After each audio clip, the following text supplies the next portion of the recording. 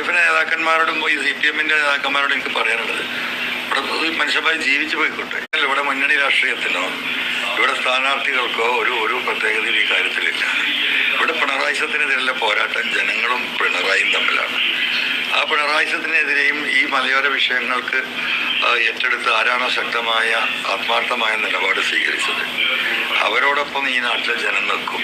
അതാരാണെന്ന് തീരുമാനിക്കപ്പെടും. വന്നിട്ടും എത്ര മന്ത്രിമാർ വന്നിട്ടും ഇവരൊക്കെ മറ്റന്നാൾ 16-ാം തീയതി വൈകുന്നേരം വടവറം പാലം കടന്നു പോകുമെന്ന് ഈ നാട്ടിലെ ജനങ്ങൾക്കറിയാം. മനുഷ്യരെ ശല്യപ്പെടുത്തുകയാണോ? രാവിലെ ഒരു മന്ത്രി, ഉച്ചയ്ക്ക് വേറെ മന്ത്രിയായി, കഴിയുമ്പോഴേക്ക് MLA, കഴിയുമ്പോഴേക്ക് MP. മനുഷ്യന്റെ സ്വൈര്യ ജീവിതം നഷ്ടപ്പെട്ടിരിക്കുകയാണ് നിലമ്പൂർ മണ്ഡലത്തിൽ. സത്യത്തിൽ ഇത് കാണുമ്പോൾ നമുക്ക് വലിയ വിഷമം തോന്നുന്നുണ്ട്. മനസ്സിലായില്ലേ? അത് ആളുകൾക്കൊരു വെറുപ്പിലേക്ക് നീങ്ങുകയാണ്. അപ്പൊ UDF നേതാക്കന്മാരോടും CPM നേതാക്കന്മാരോടും എനിക്ക് പറയാനുള്ളത്, ഇവിടെ മനുഷ്യന്മാർ ജീവിച്ചു പോയിക്കോട്ടെ. ആവശ്യത്തിനൊക്കെ തെരഞ്ഞെടുപ്പിനാവാം. അതിലപ്പുറമുള്ളൊരു അലവസരത്തിലേക്ക് ഇത് പോകുന്നതായിട്ട് ആളുകൾ പറയുന്നുണ്ട്. അതുകൊണ്ട് തന്നെ നമ്മൾ അങ്ങനെ ഒരു ബഹളം ഉണ്ടാക്കാനുമില്ല.